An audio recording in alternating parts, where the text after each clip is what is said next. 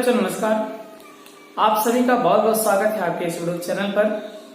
पिछले लेक्चर में हमने आप लोगों को बीमी विश्लेषण के कुछ अनुप्रयोग बताए थे और उसी में आपका तीसरा अनुप्रयोग था एक पद्धति के मात्रक को दूसरे पद्धति के मात्रक में परिवर्तित करना।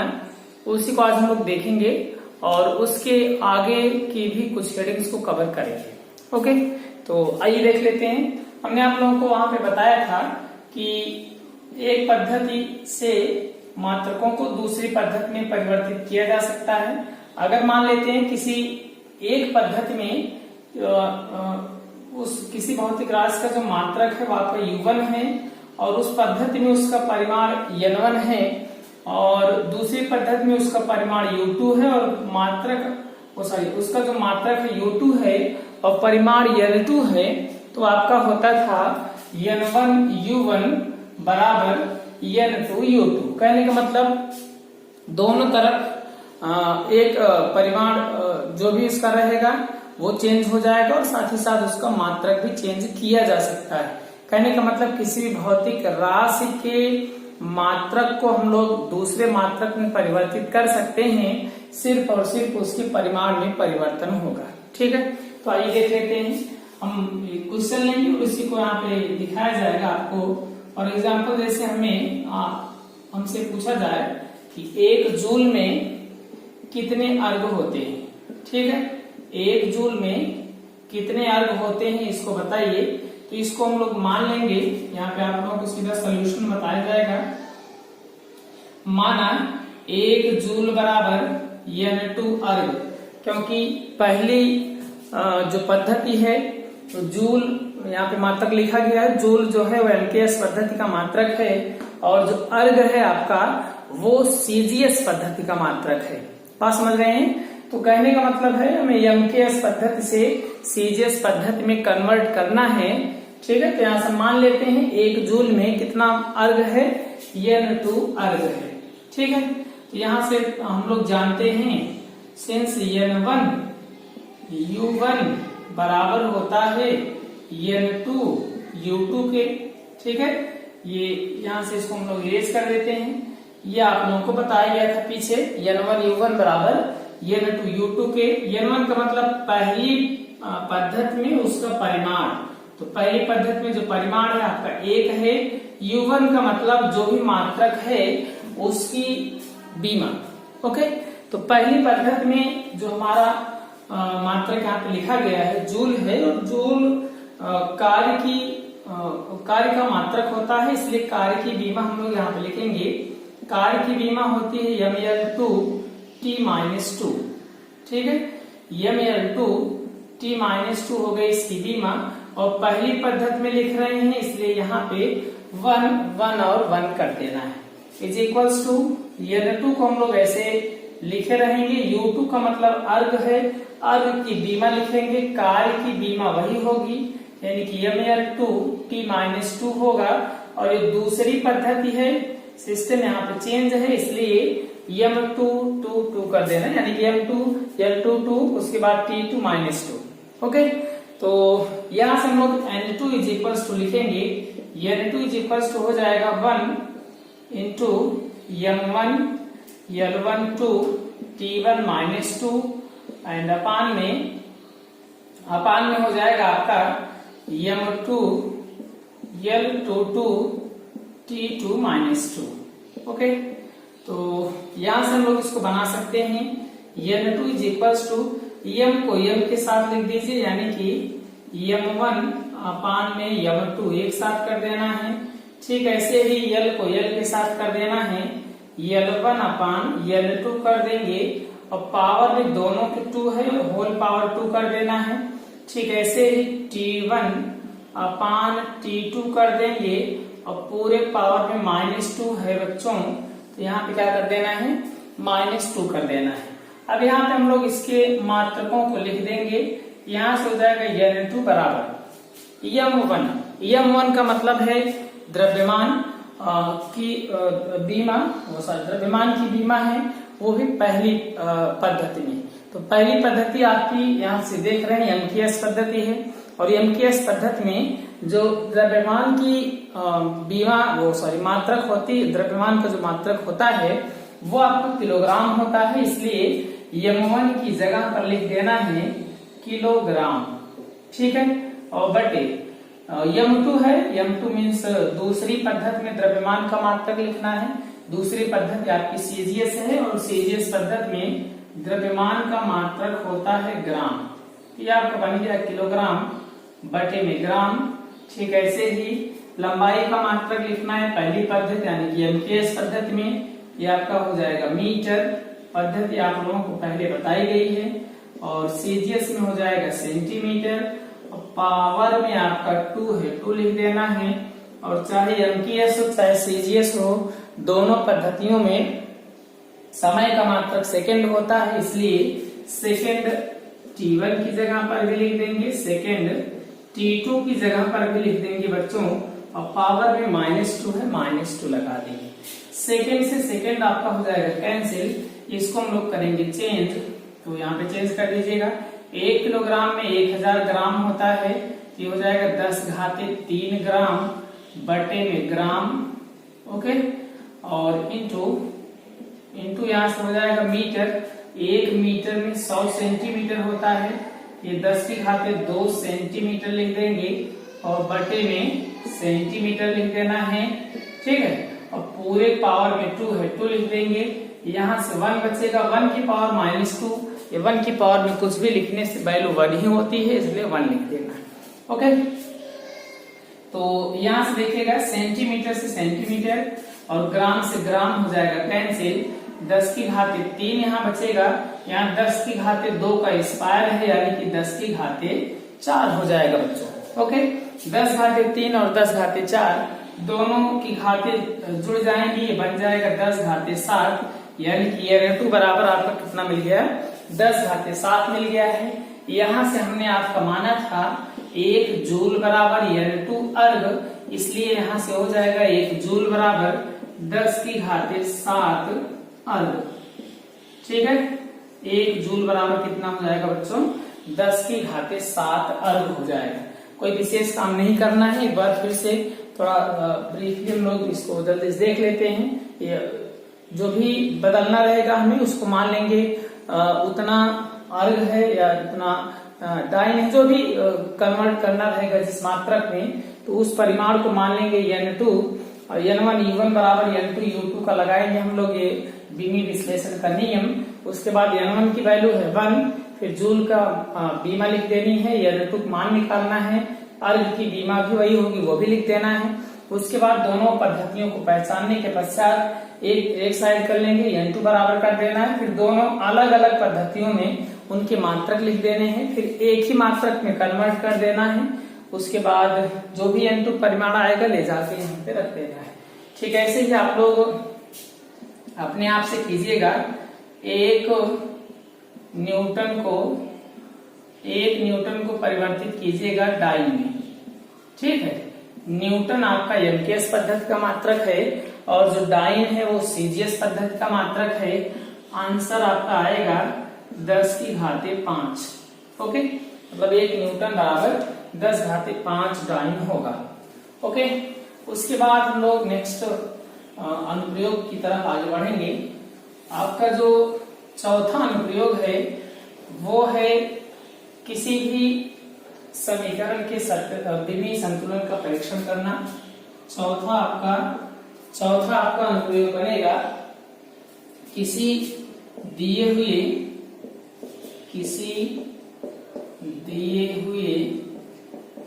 समीकरण के विमीय संतुलन का परीक्षण करना। विमीय संतुलन का परीक्षण करना, ठीक है। विमीय संतुलन का परीक्षण करना, इसका क्या मतलब है जरा समझ लेते हैं। इसका मतलब ये है कोई समीकरण अगर हमें दिया गया है तो उस समीकरण को हम लोग बता सकते हैं कि वो समीकरण विमीय रूप से सत्य है या फिर असत्य है, ओके। तो किसी भी दिए हुए समीकरण या किसी भी दिए हुए भौतिक समीकरण के विमीय संतुलन का परीक्षण करने के लिए हम लोग उस समीकरण के दोनों पक्षों की बीमाएं निकालते हैं, यानी कि LHS की बीमा निकालेंगे और वैसे ही RHS की बीमा निकालेंगे। LHS और RHS की बीमा अगर आपकी इक्वल हो जाएगी, LHS की बीमा इज इक्वल्स टू आपका हो जाएगा RHS की बीमा, तो वो जो समीकरण होगा आपका बीमीय रूप से संतुलित कहा जाएगा। अगर दोनों तरफ की बीमाएं समान नहीं आती हैं तो वो आपका जो समीकरण है वो बीमीय रूप से असंतुलित कहा जाता है। ओके, तो आइए हम लोग चेक कर लेते हैं किसी भी समीकरण को लेकर के। तो यहाँ से देख लीजिएगा, समीकरण नियम आप लोगों को बता दिए गए, दोनों साइड के लोग बीमा निकाल लेंगे। और एग्जाम्पल जैसे हम लोग ले सकते हैं, आपसे पूछा जाए कि V बराबर U प्लस AT के बीमीय संतुलन का परीक्षण कीजिए। ठीक है, V बराबर, ये आपका गति का समीकरण है, रेखीय गति का पहला समीकरण है।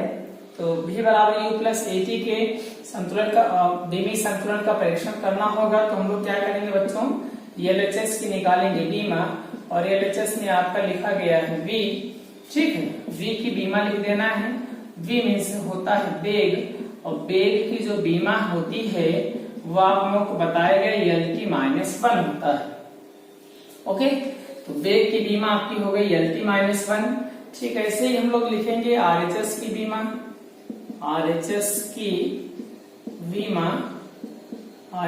बीमा बराबर हो जाएगी U प्लस AT की बीमा। U की तो वही होगी, हम लोग यहाँ से लिख देते हैं फिलहाल एक बार, U प्लस AT की बीमा। ठीक है, RHS में U प्लस AT है, U का तो वही होता है, हम लोग AT का चेक कर लेते हैं। A में से है त्वरण, और त्वरण की बीमा होती है LT-2 इंटू T। T का मतलब T होगी इसकी बीमा, तो T की पावर 1 को -2 में अगर हम लोग ऐड करेंगे तो ये आपका हो जाएगा LT की पावर में -1। ठीक है, तो यहाँ से देख रहे हैं हमें मिल रहा है LHS की जो बीमा है, LHS की बीमा वो बराबर आ रही है बच्चों RHS की बीमा की।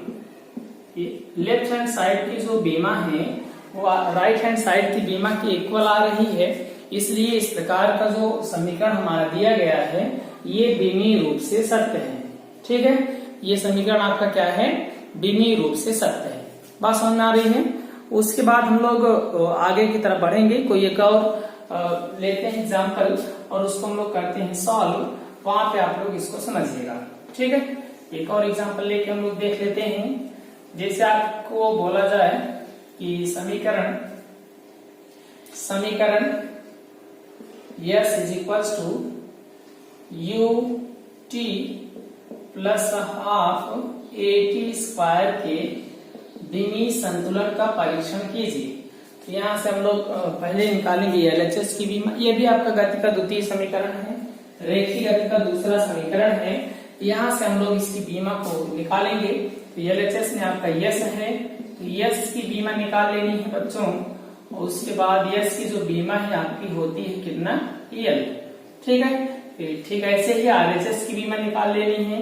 RHS में आपका है UT एंड प्लस में हाफ AT का स्क्वायर। ठीक है, अब चाहे UT की बीमा लिख दीजिए आप लोग, चाहे A इंटू T स्क्वायर की बीमा लिख देना है, दोनों को हमें देख लेना है। ठीक है, तो आइए समझ लेते हैं इसको। U की बीमा हो जाएगी LT-1 इंटू T की बीमा क्या होती है बच्चों, T होती है। LT-1 का T में हम लोग कर देंगे गुणा, तो यहाँ से आपका क्या बन जाएगा, L बन जाएगा। देख रहे हैं यहाँ से LHS की जो बीमा है, LHS की जो बीमा है वो आपकी बराबर आ रही है बच्चों RHS की बीमा के। ठीक है, LHS की बीमा बराबर है RHS की बीमा, इसलिए आपका दिया गया समीकरण बीमीय रूप से सत्य होगा। ओके, तो दिया गया आपका जो समीकरण है वो बीमीय रूप से सत्य होगा।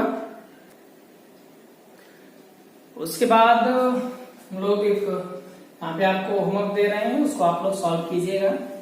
ठीक है, इसी प्रकार से LHS और RHS दोनों की बीमाएं निकाल लेनी है और उसको आपको इसी प्रकार से सॉल्व कर लेना है।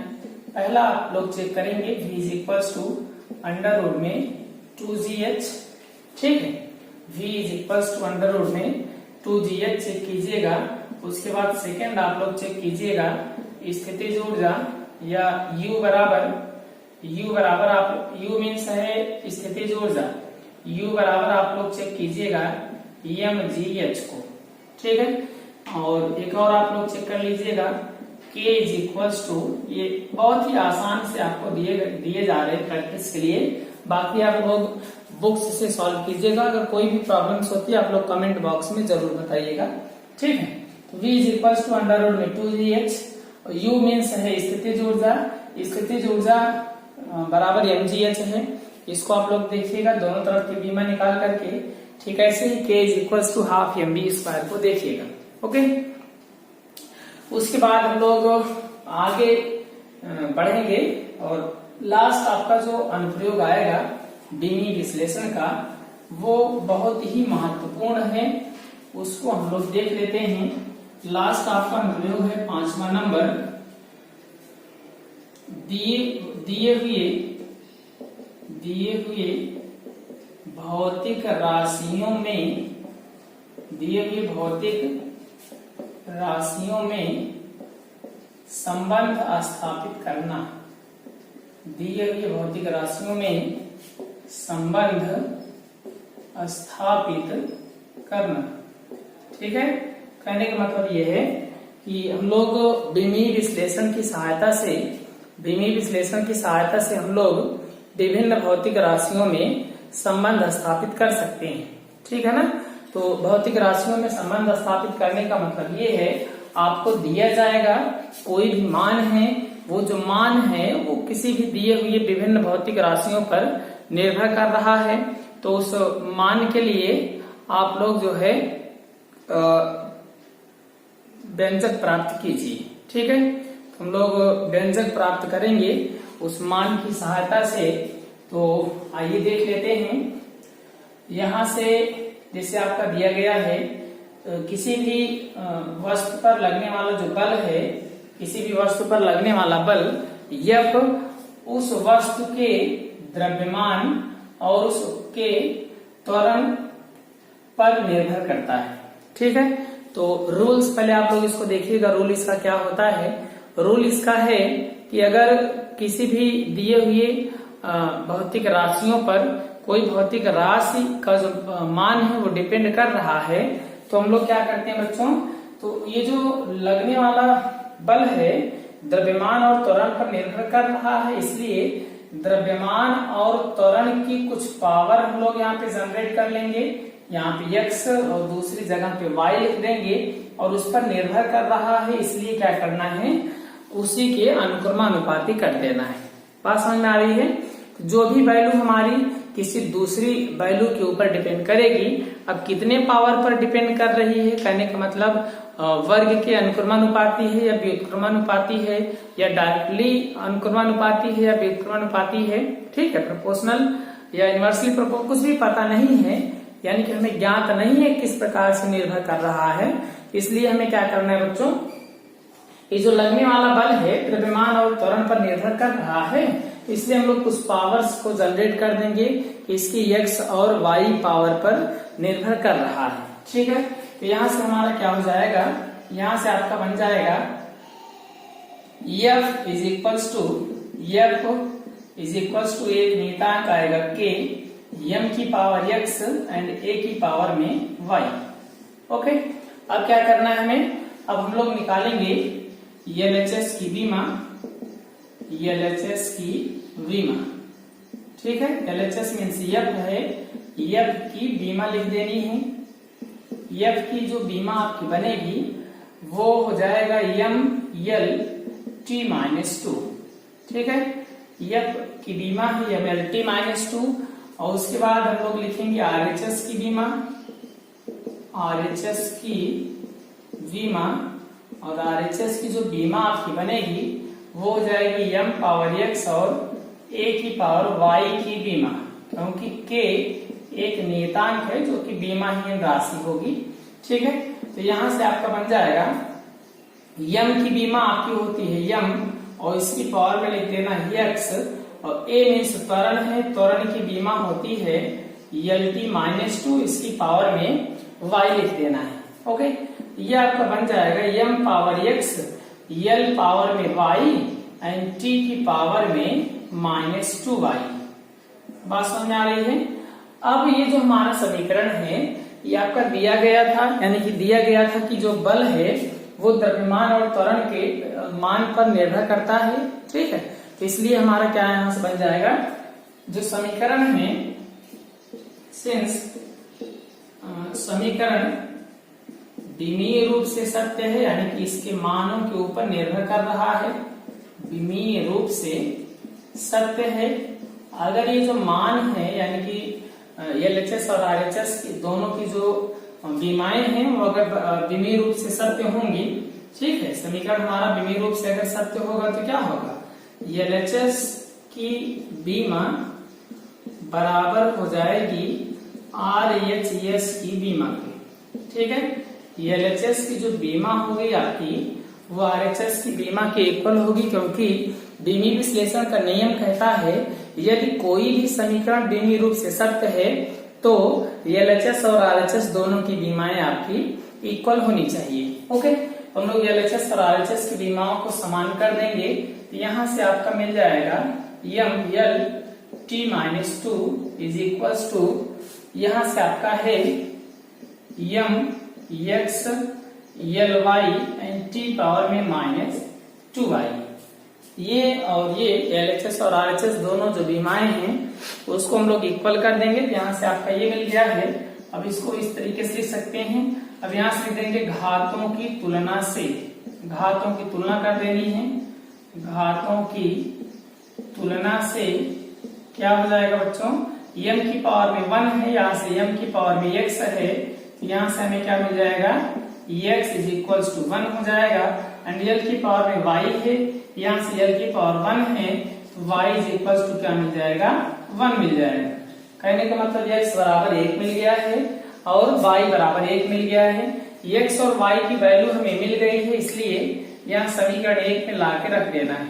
यहाँ से देंगे समीकरण 1 से f बराबर आपका बन जाएगा k इंटू m की पावर 1 और a की पावर 1, कहने का मतलब k इंटू m में हो जाएगा। ओके, अब यहाँ से जानते हैं हम लोग प्रयोगों द्वारा, यहाँ पे आप लोग छोड़ सकते हैं या बराबर के एम ए पर, या फिर थोड़ा सा आगे बढ़ा सकते हैं। हम लोग सूत्र जानते हैं, यह बराबर एम ए होता है, कहने का मतलब ये है एम ए की साइड में और कोई भी वैल्यू नहीं होती है, के नहीं होता है।